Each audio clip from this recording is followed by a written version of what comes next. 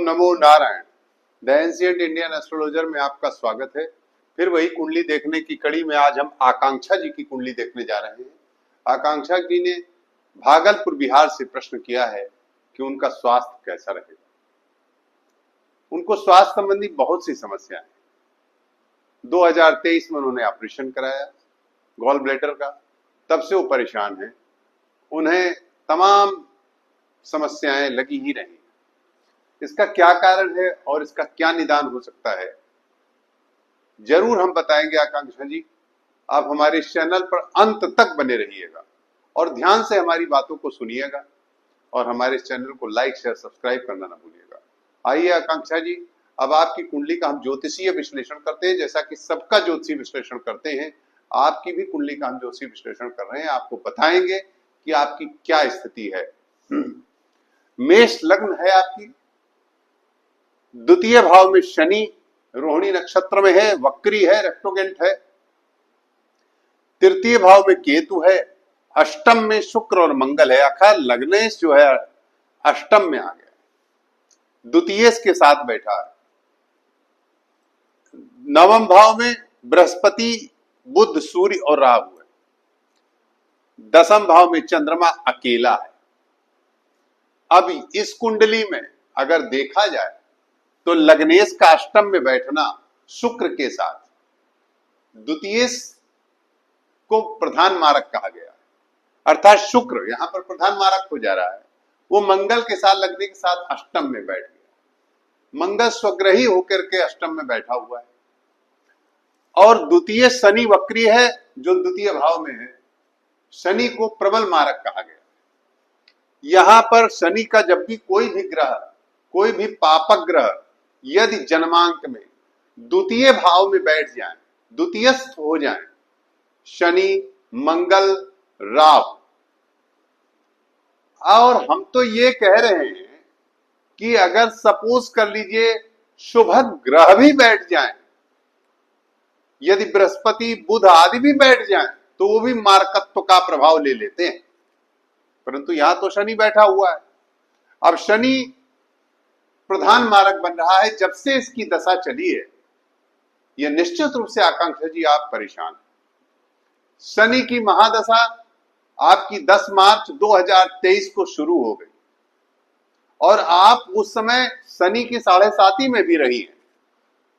मकर राशि है आपकी, निश्चित रूप से आपकी 7.5 अभी 29 मार्च को खत्म हुई है 2025 को, अर्थात आपकी 7.5 2018 से शुरू है। 2023 में शनि की 7.5, साथ में शनि की महादशा। अब शनि की महादशा 10 मार्च 2023 को शुरू होती है आपकी, और उसके बाद से ही आपको समस्याएं शुरू हो जाती है। निश्चित रूप से दशा आपके लिए ठीक नहीं कहेगी। शनि की महादशा आपके लिए बिल्कुल ठीक नहीं है। शनि में शनि चल रहा है, ये 14 मार्च 2026 तक चलेगा। क्या इसके बाद आपको आराम मिल जाएगा? क्या ऐसा होगा? देखिए, जब शनि में बुध चलेगा तो ये स्थिति तो आराम हो जाएगी निश्चित रूप से। जो आपकी समस्या है, जो आपको गैस्ट्रोइंटाइटिस, ये इस तरह की जो समस्याएं हो रही हैं, उनसे तो रिलीफ मिलेगा, मगर आपको बहुत से समस्याएं होंगी। गैस्ट्रिक प्रॉब्लम जाएगी नहीं और डिप्रेशन सा लगेगा आपको।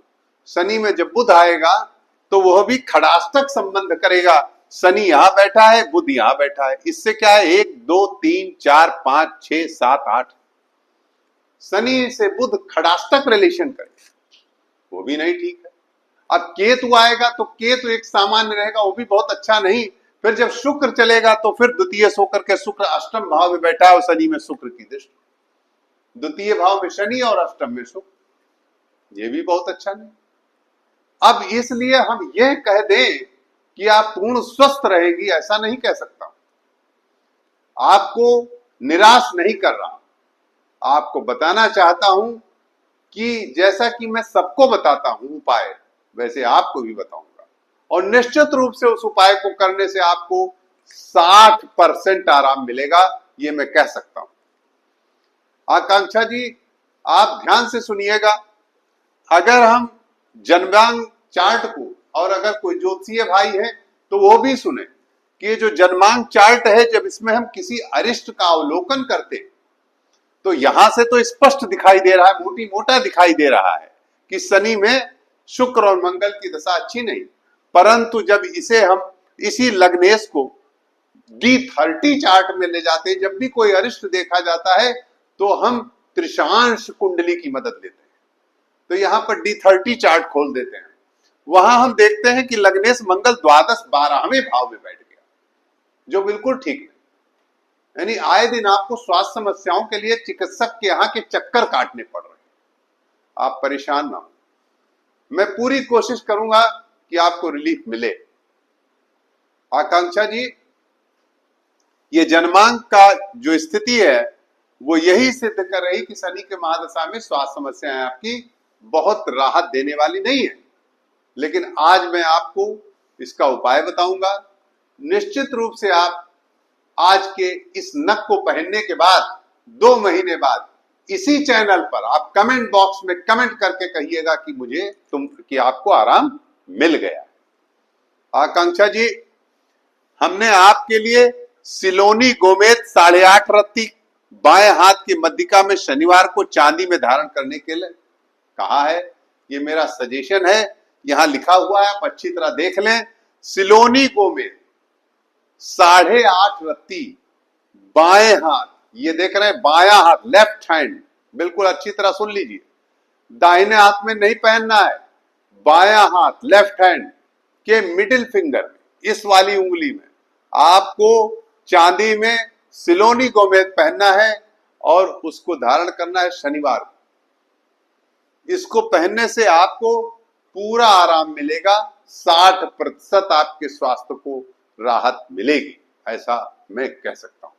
और साथ में हम एक सजेशन और देंगे, क्योंकि शनि की महादशा चल रही, इसलिए इस दशा में यदि हो सके तो आपको आयु का तो खतरा अभी नहीं है, बिल्कुल नहीं, लेकिन समस्याएं स्वास्थ्य की बहुत है। इसलिए आप यदि हो सके तो इस बीच में सिलोनी गोमेद तो पहन ही लें, उसके साथ साथ लघु मृत्युंजय 1.25 लाख लघु मृत्युंजय जरूर करा लें।